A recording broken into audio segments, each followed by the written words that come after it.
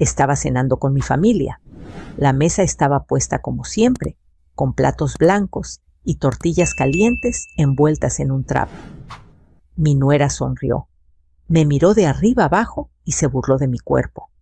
«Vieja gorda, ¿de verdad va a comerse todo eso?».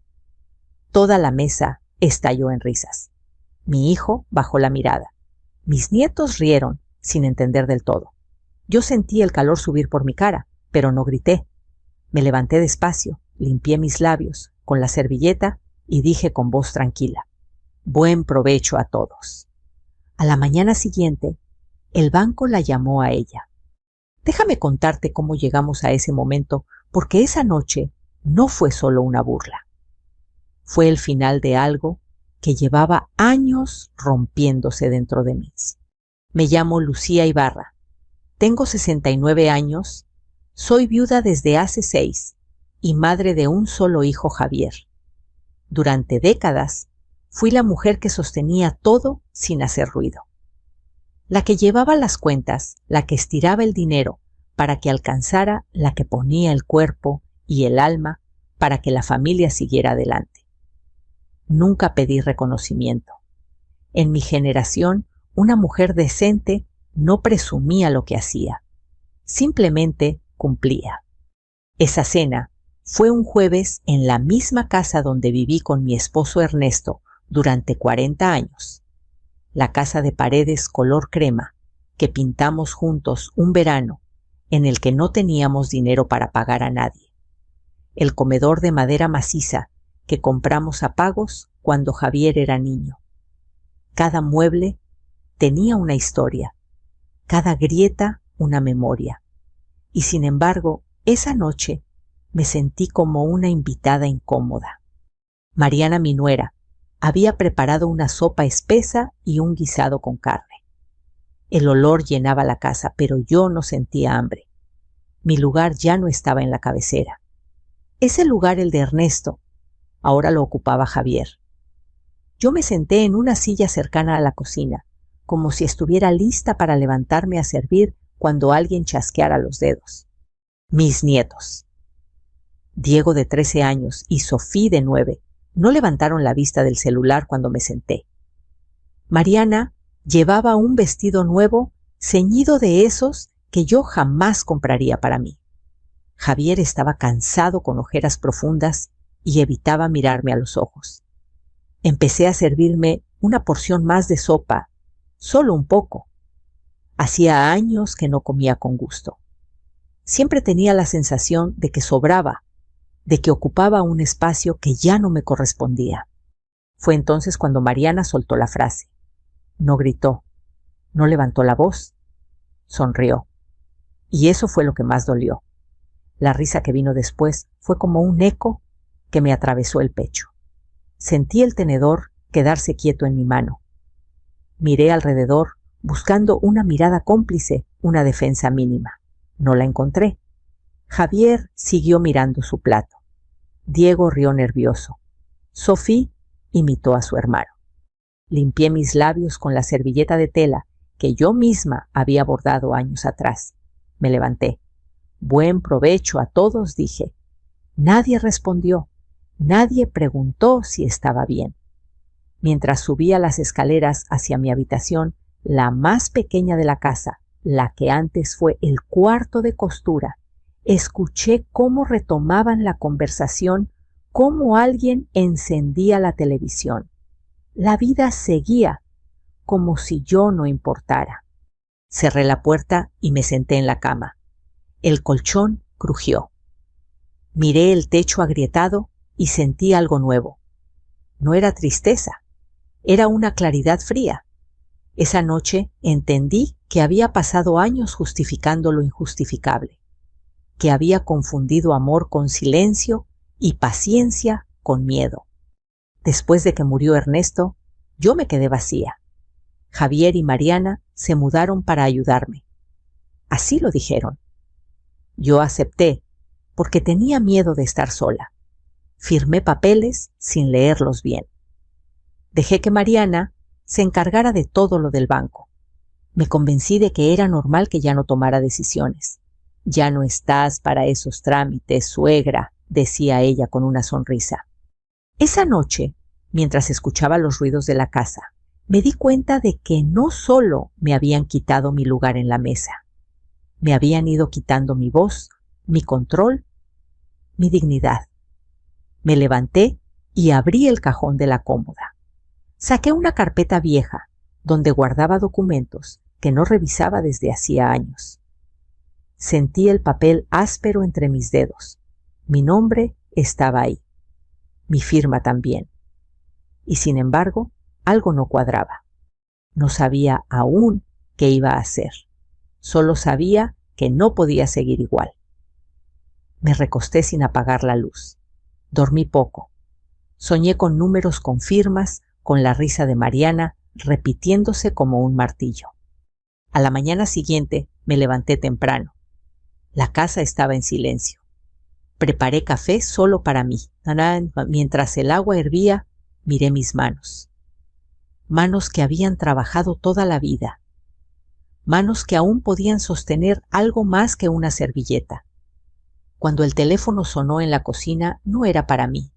Escuché la voz alterada de Mariana desde el pasillo. No entendí las palabras, pero sí el tono. Era miedo. Yo me senté a la mesa. Por primera vez en años lo hice sin sentirme pequeña. Sabía que algo había empezado a moverse. Y aunque todavía no entendía del todo que una cosa estaba clara, la vieja gorda, la que se suponía que no valía nada, estaba a punto de recordar quién era. Cuando terminé mi café esa mañana, la casa seguía en silencio, pero ya no era el mismo silencio de antes. Era un silencio tenso, como el aire antes de una tormenta. Escuché a Mariana caminar de un lado a otro, en su habitación hablando por teléfono en voz baja, con frases cortadas que no lograba entender del todo. No quise escuchar más. No era mi momento de confrontar. Todavía no. Me llamo Lucía Ibarra y durante muchos años fui la persona que hacía que todo funcionara. Antes de que Javier naciera, antes incluso de que Ernesto y yo compráramos esta casa, yo ya sabía manejar números. Estudié contabilidad cuando eso no era común para una mujer como yo. Trabajé en una empresa de transporte durante 15 años, revisando facturas, negociando pagos, ahorrando cada peso posible. Cuando Ernesto decidió abrir su pequeño negocio, fui yo quien llevó las cuentas desde la mesa de la cocina con una libreta y una calculadora vieja. Nunca me importó que mi nombre no apareciera en ningún letrero. En casa sabíamos la verdad. Ernesto solía decir: si esta familia sigue de pie, es porque tu mamá sabe sostenerla. Y yo me sentía orgullosa, aunque no lo dijera en voz alta. Todo cambió cuando él murió. 6 años atrás, un infarto se lo llevó en una madrugada silenciosa. Después del funeral, yo no pensaba con claridad. Javier lloraba. Mariana me abrazaba fuerte y repetía: no se preocupe, suegra, nosotros nos encargamos de todo. En ese momento esas palabras me parecieron un regalo. Hoy entiendo que también fueron una llave.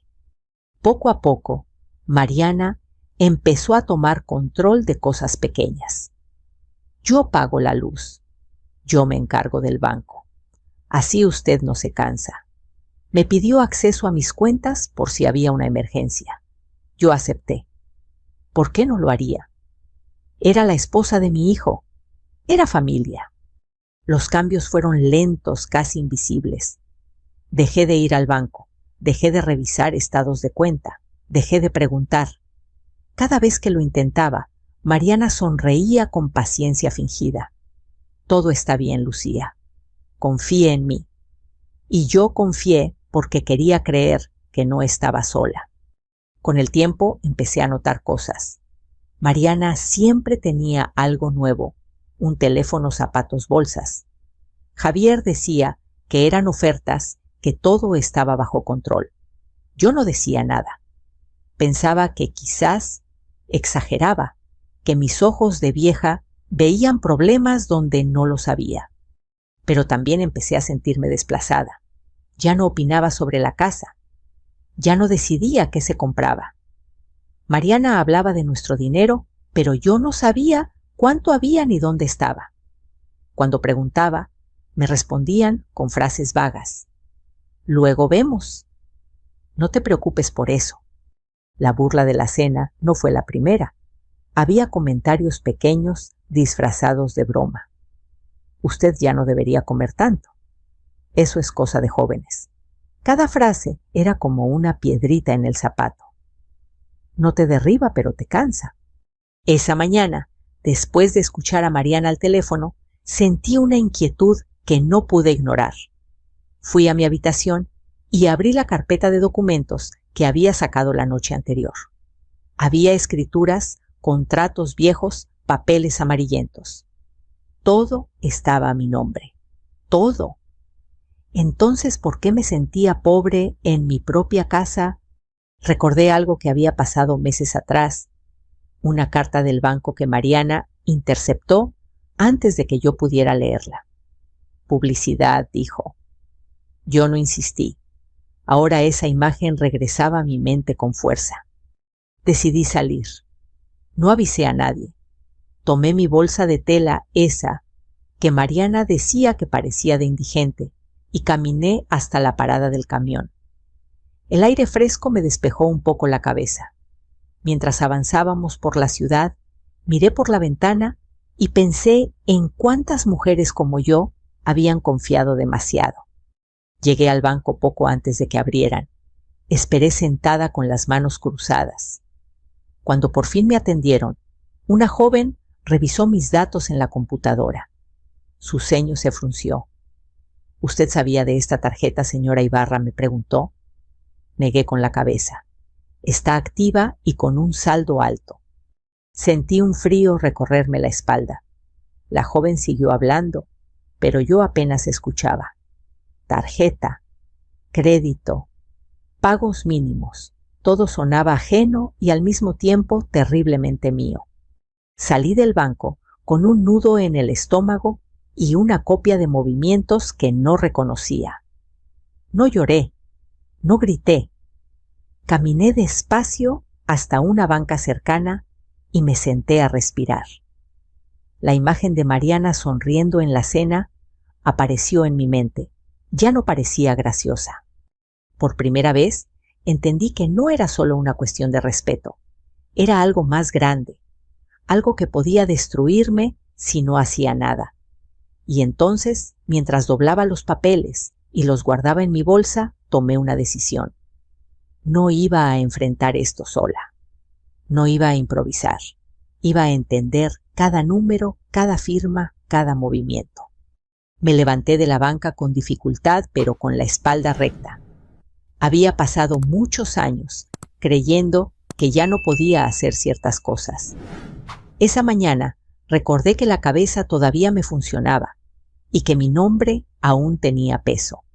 Regresé a casa sin decir nada. Mariana estaba sentada en la sala pálida mirando su teléfono. Javier no estaba. Crucé frente a ella sin detenerme. Subí a mi habitación y cerré la puerta. Me senté en la cama con los papeles extendidos frente a mí. La mujer que había sido siempre la que llevaba las cuentas y sostenía todo en silencio estaba despertando. Y Mariana todavía no tenía idea de lo que eso significaba. Pasé el resto de esa mañana encerrada en mi habitación con los papeles extendidos sobre la cama como si fueran piezas de un rompecabezas mal armado. El ruido de la casa iba y venía, la puerta que se abría, el timbre del teléfono, pasos apresurados. Mariana hablaba con alguien en la cocina. Su voz subía y bajaba como una aguja nerviosa. Yo no salí. No todavía. Necesitaba entender antes de hablar. Los estados de cuenta eran claros y crueles. Había cargos que no reconocía, tiendas departamentales, restaurantes, plataformas de pago. Pagos mínimos puntuales, siempre el mismo día del mes. El dinero no desaparecía de golpe. Se iba filtrando gota a gota como una llave mal cerrada. Me dolió admitirlo, pero el sistema era inteligente, diseñado para que yo no notara nada. Recordé una conversación de hacía 2 años. Mariana me pidió firmar unos papeles del banco. Dijo que era para ordenar las cuentas y evitar problemas fiscales. Yo confié. Firmé sin lentes, sin leer. Ese recuerdo me apretó el pecho.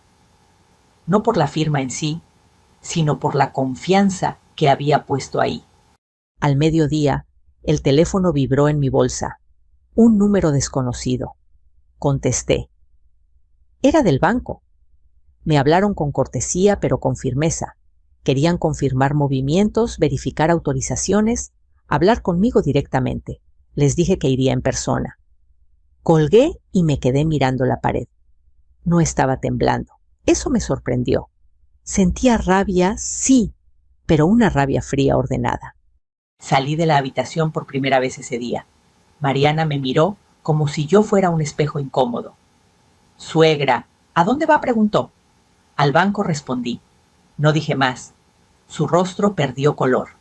Javier llegó poco después, sudado con prisa. Mamá, luego hablamos, dijo. Yo asentí. Luego no. Ahora. Volví al banco por la tarde. Esta vez pedí hablar con un ejecutivo. Un hombre de traje oscuro me explicó con paciencia lo que yo ya empezaba a entender. Había una tarjeta a mi nombre con un adicional autorizado. Había una línea de crédito vinculada a una cuenta que yo no manejaba desde hacía tiempo. Los pagos mínimos se cubrían con ingresos que entraban de forma regular. Ingresos que reconocí de inmediato la renta del pequeño local que Ernesto y yo habíamos comprado años atrás. Sentí el aire salir de mis pulmones. Ese dinero no era un lujo. Era mi colchón, mi seguridad, mi vejez, y alguien lo estaba usando como si fuera suyo. ¿Quién tiene acceso?, pregunté. El ejecutivo me mostró la información. No dijo el nombre en voz alta. No hacía falta. Yo ya lo sabía. Firmé una solicitud para recibir copias detalladas. Pedí bloquear cualquier movimiento hasta revisar todo. El ejecutivo dudó. Necesitamos autorización completa. Lo miré a los ojos. Es mi cuenta, dije. Mi nombre está ahí. No levanté la voz. No fue necesario. Minutos después, los papeles estaban impresos. Salí del banco con una carpeta más gruesa y una certeza aún más pesada. No era solo una tarjeta. Había un patrón, un uso constante planificado. Mariana no estaba improvisando. Estaba viviendo de algo que no le pertenecía mientras me hacía sentir una carga. Caminé sin rumbo por unas cuadras. Entré a una iglesia pequeña. Me senté al fondo. No recé, solo respiré. Pensé en Ernesto, en cómo habría reaccionado él. Lo imaginé serio, callado, diciendo lo justo. Los números no mienten, solía decir. Tenía razón. Al salir, marqué un número que no llamaba desde hacía años.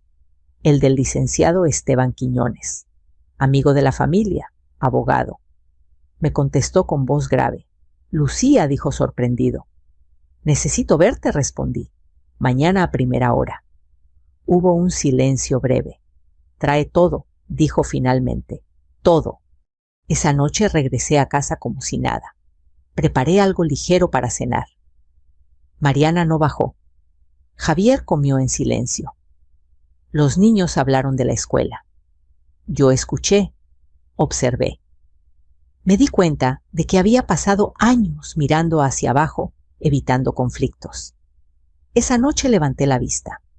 Antes de dormir, revisé los documentos una vez más. Subrayé fechas. Hice cuentas.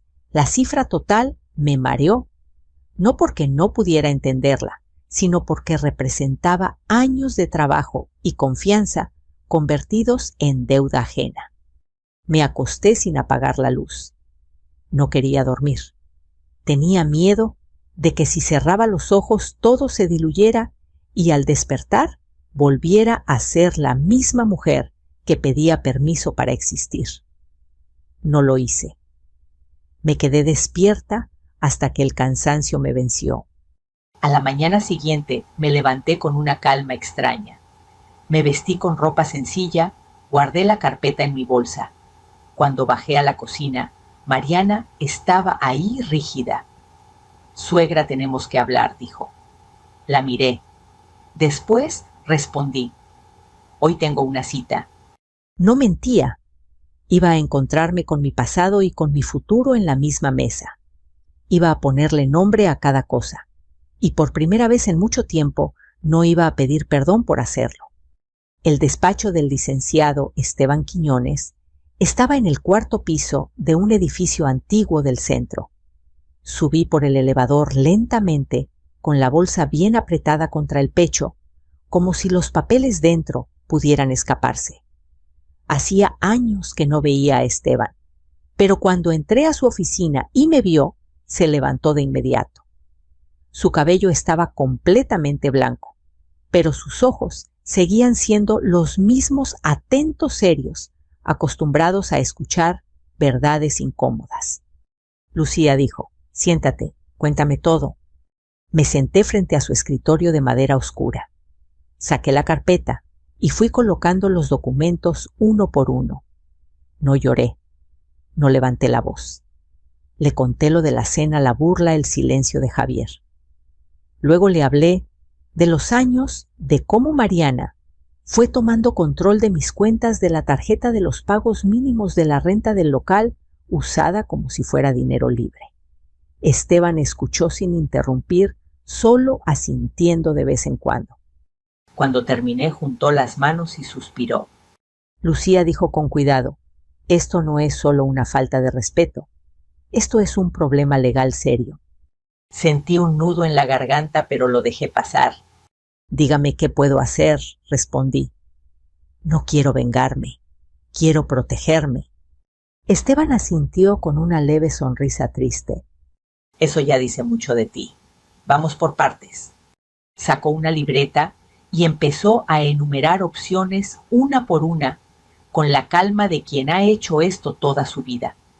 Me explicó que el poder que yo había dado podía revocarse en cualquier momento, que la tarjeta podía cancelarse, que la renta del local podía redirigirse a una cuenta solo mía, que cualquier aval o responsabilidad compartida podía revisarse si había sido obtenida con información incompleta. «Pero tienes que estar preparada», advirtió. «Cuando hagamos esto va a haber reacción. Tu nuera no se va a quedar callada. Y tu hijo», hizo una pausa, «tu hijo va a tener que elegir de qué lado está». Esa frase me dolió más que cualquier número. Pensé en Javier de niño agarrado de mi falda. Pensé en el hombre cansado que ahora evitaba mirarme. Cerré los ojos un segundo. «No quiero perder a mi hijo», dije en voz baja. «¿No lo estás perdiendo?», respondió Esteban. «Estás poniendo límites. Y a veces eso se confunde con abandono». Respiré hondo. Tenía razón. Yo había pasado años creyendo que amar era aguantarlo todo. Ese pensamiento me había llevado justo ahí. Firmamos varios documentos esa mañana. El primero, la revocación del poder. Sentí la mano temblarme al estampar mi firma, no por duda, sino por la magnitud del acto. Era la primera vez en mucho tiempo que tomaba una decisión solo para mí. El segundo documento autorizaba el bloqueo inmediato de la tarjeta y cualquier línea de crédito asociada. El tercero ordenaba que la renta del local se depositara en una cuenta nueva a mi nombre, sin accesos compartidos. El banco va a notificar a quien usaba esos accesos, dijo Esteban. No hoy, mañana a primera hora. Lo miré. ¿La van a llamar?, pregunté. Asintió. Sí, directamente a ella. No sentí alegría, tampoco culpa. Sentí algo parecido a alivio.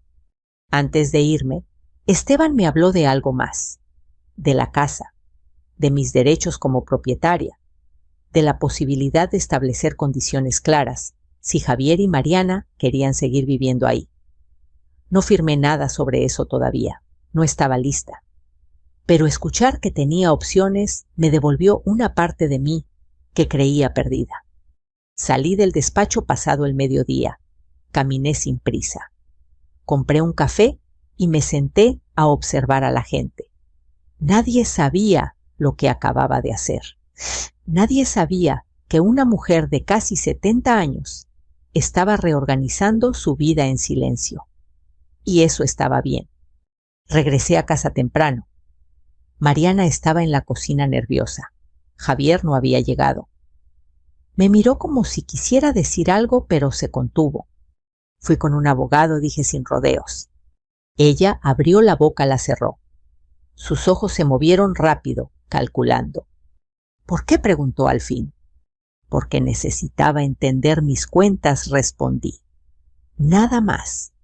No mentí, no dije todo, no hacía falta. Subí a mi habitación y cerré la puerta. Me senté en la cama y dejé que el cansancio me alcanzara. Por primera vez en semanas dormí una siesta profunda. Esa noche cenamos en silencio. Nadie hizo bromas, nadie se rió.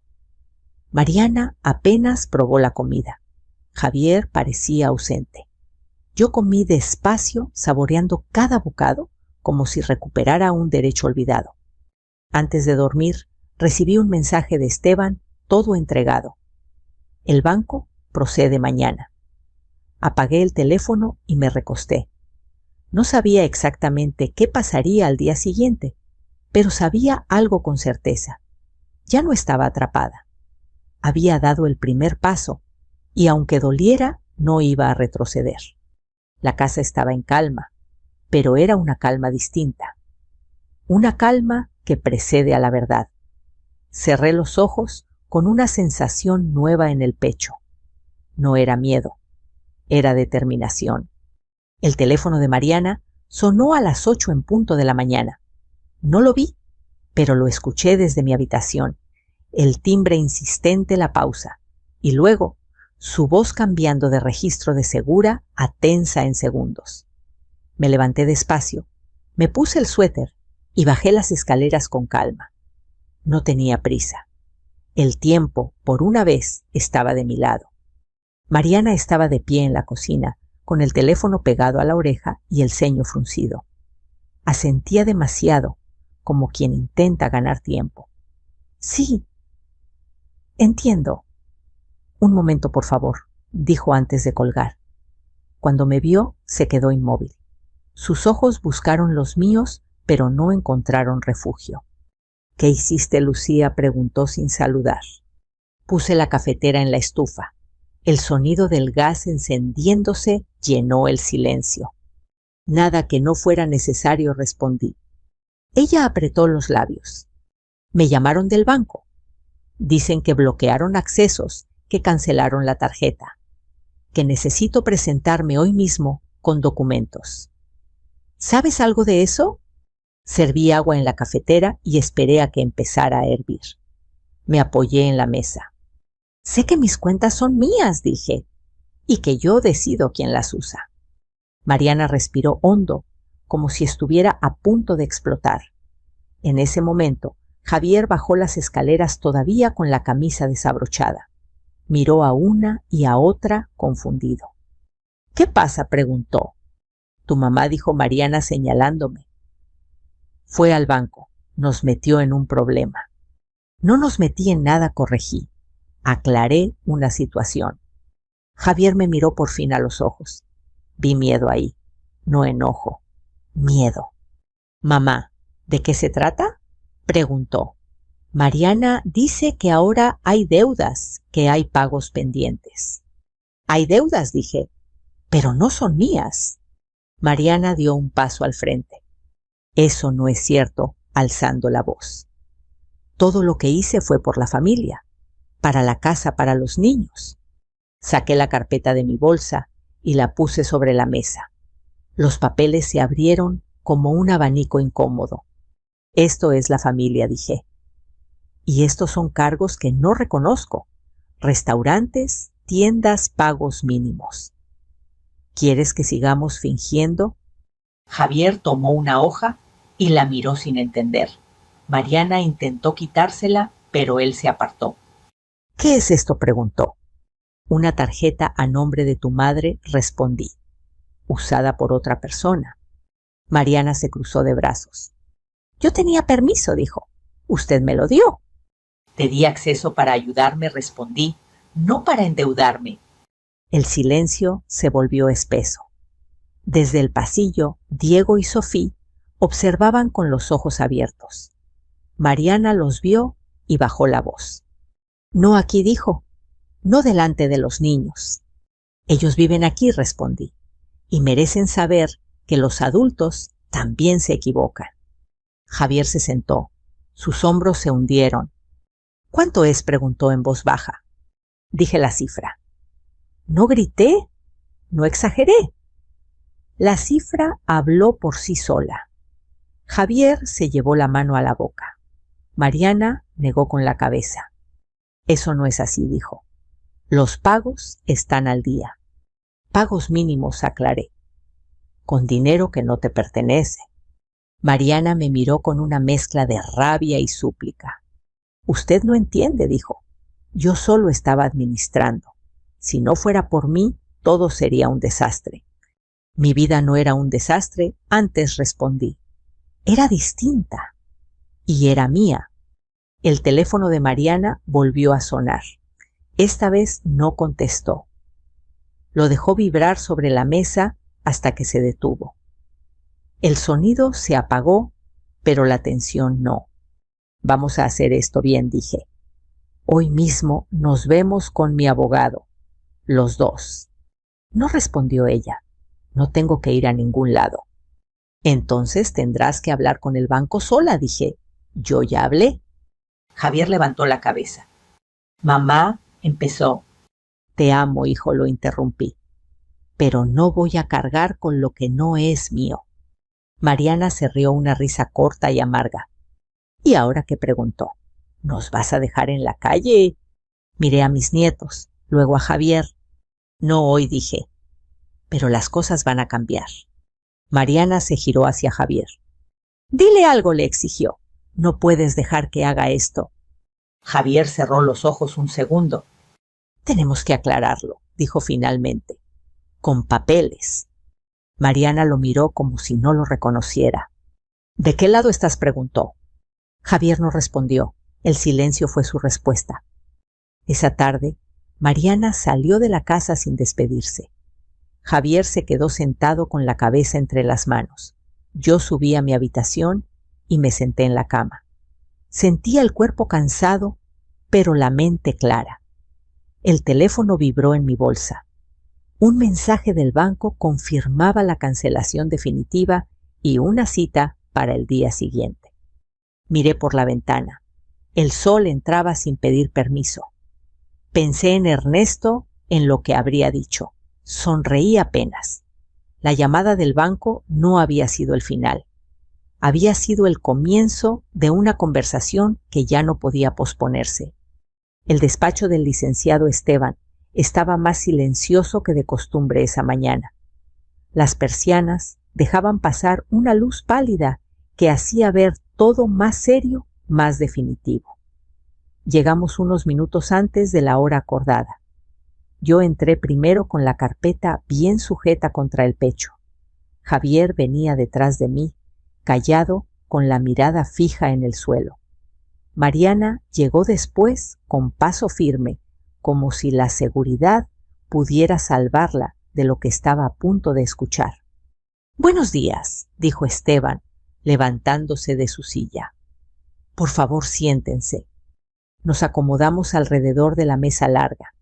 Yo me senté a su derecha, Javier y Mariana frente a nosotros. La distancia física parecía mayor que la real. Nadie sonrió. Nadie hizo comentarios triviales. Esteban abrió una carpeta gruesa y empezó sin rodeos. «Vamos a establecer los hechos», dijo con voz clara. La señora Lucía Ibarra es titular de varias cuentas bancarias, propietaria de esta casa y beneficiaria directa de ingresos por renta, ¿correcto? Sí, respondí. En los últimos 2 años, continuó, se emitió una tarjeta de crédito a su nombre con un usuario adicional. Esa tarjeta fue utilizada de manera constante por la señora Mariana Salgado.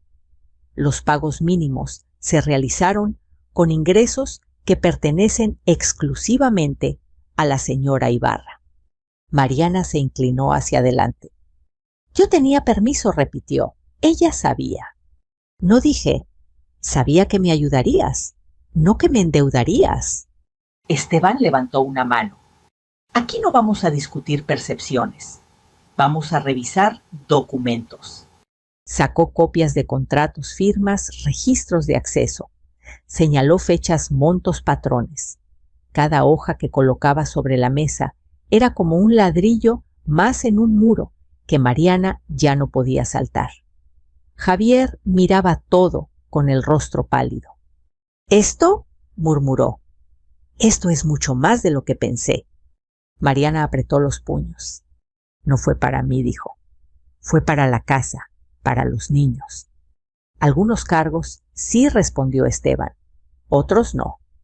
Y aunque lo fueran, no hay autorización legal para este uso». El silencio se alargó. Mariana respiraba rápido. Javier se pasó la mano por el cabello. «¿Qué quiere mamá?», preguntó al fin. «Dime qué quieres». Respiré hondo. Había pensado en ese momento muchas veces. No quería gritar, no quería humillar, quería algo más difícil. «Quiero límites», dije. «Y quiero dignidad». Esteban asintió y deslizó una hoja hacia ellos. «La señora Ibarra propone 2 opciones», explicó. La primera, permanecer en la casa por 6 meses, pagando una renta simbólica, cubriendo la deuda según un calendario claro y aceptando condiciones estrictas. Terapia familiar, 0 acceso a cuentas, 0 burlas, 0 decisiones sin consentimiento. Mariana soltó una risa incrédula. «Terapia», dijo. «Esto es exagerado». No respondí. «Es necesario». Esteban continuó. «La segunda opción es el proceso legal completo, desalojo en 30 días y demanda por el total de la deuda con intereses». Javier tragó saliva. «¿Y los niños?», preguntó. «¿Qué pasa con ellos?». «Los niños están protegidos», respondí. «He creado un fondo para su educación. Nadie puede tocarlo. Pase lo que pase entre nosotros, ellos no pagarán las consecuencias». Mariana me miró sorprendida. «¿Un fondo?», preguntó. «Sí», dije, «porque no todo se trata de castigar, se trata de cuidar lo que importa». El reloj marcaba el paso del tiempo con un tic-tac insistente. Mariana miró a Javier. Javier la miró a ella. Vi en sus ojos algo que no había visto antes: duda. «Necesitamos pensarlo», dijo ella finalmente. «Tienen hasta mañana», respondió Esteban. «Después la señora Ibarra procederá». Salimos del despacho sin decir palabra. En el elevador, Mariana miraba el reflejo de su rostro como si buscara a alguien más. Javier suspiró. Mamá dijo, «Perdón». Asentí. No era el momento de palabras grandes. Esa noche dormí poco. Pensé en las 2 opciones, en el dolor que ambas traían, pero también en la paz que podía venir después. No sabía qué elegirían. Solo sabía que por primera vez en años yo ya había elegido por mí. La mañana siguiente amaneció gris, como si el cielo supiera que algo definitivo estaba por cerrarse. Me levanté temprano, antes que todos. Preparé café solo para mí y me senté a la mesa de la cocina, la misma donde tantas veces había comido en silencio. Esa vez no sentí vacío, sentí espera. Javier bajó poco después. Tenía los ojos cansados, la barba sin arreglar. Se sentó frente a mí sin decir palabra. Mariana no apareció de inmediato. Los niños seguían dormidos. «Hablamos anoche», dijo Javier al fin. «Mucho». Asentí. No pregunté más. Aprendí que algunas respuestas necesitan espacio para llegar solas. Mariana bajó minutos después. Se veía distinta. No derrotada, pero sí más pequeña. Se sentó despacio y dejó su teléfono sobre la mesa apagado. Ese gesto tan simple me dijo más que cualquier disculpa ensayada. Vamos a aceptar la primera opción, dijo. Los 6 meses. La renta. Todo. La miré sin rencor, sin triunfo. ¿Estás segura?, pregunté. No es fácil. Nada de esto lo ha sido, respondió. Pero... hizo una pausa. Creo que es lo correcto.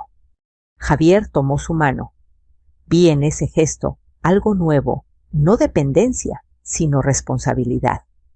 Los niños bajaron y se sentaron en silencio atentos. No entendían todo, pero sentían el peso del momento. Hay condiciones, recordé: respeto, transparencia y límites claros. Lo sabemos, dijo Javier, y los vamos a cumplir. Ese mismo día firmamos los acuerdos en el despacho del licenciado Esteban. Mariana tembló al estampar su firma. Yo no. Sentí la mano firme como no la sentía desde hacía años. No era dureza, era certeza. Las semanas siguientes no fueron fáciles. Mariana tuvo que ajustar su vida. Vendió cosas, canceló gastos. Javier empezó a participar, más a preguntar, a escuchar. Los niños, curiosamente, se adaptaron mejor que los adultos. Diego comenzó a ayudar en el local los fines de semana. Sofía se sentaba conmigo a hacer la tarea. Pequeños gestos que iban reconstruyendo algo roto. Yo retomé mi lugar. No el de la cabecera por costumbre, sino el de la mujer que decide. Volví a ir al banco. Volví a revisar números. Volví a decir no cuando algo no me parecía bien. Y nadie se rió. Una tarde, Mariana se acercó mientras yo doblaba ropa. «Suegra», Lucía dijo. «Lo siento». La miré. No esperé perfección, solo honestidad. «¿Aprendamos?», respondí. «Las dos». No todo fue armonía. Hubo días tensos, momentos incómodos, pero también hubo algo que antes no existía: respeto. Y eso cambia todo. 6 meses después, Javier y Mariana se mudaron a un departamento pequeño. No hubo drama, no hubo gritos. Me abrazaron antes de irse. Los niños prometieron visitarme cada semana. Cumplieron. La casa volvió a sentirse mía. Caminé por los pasillos, toqué las paredes, respiré hondo. No estaba sola, estaba conmigo. Y eso, entendí, era suficiente. Si esta historia te tocó el corazón, si alguna vez te sentiste invisible en tu propia familia, quiero que sepas algo: nunca es tarde para poner límites. Nunca es tarde para recuperar tu voz. Cuéntame en los comentarios qué parte de esta historia resonó contigo y desde dónde nos estás escuchando. Compartimos estas historias todos los días para recordarnos que la dignidad no tiene edad. Suscríbete y acompáñanos. Sigamos este camino juntos.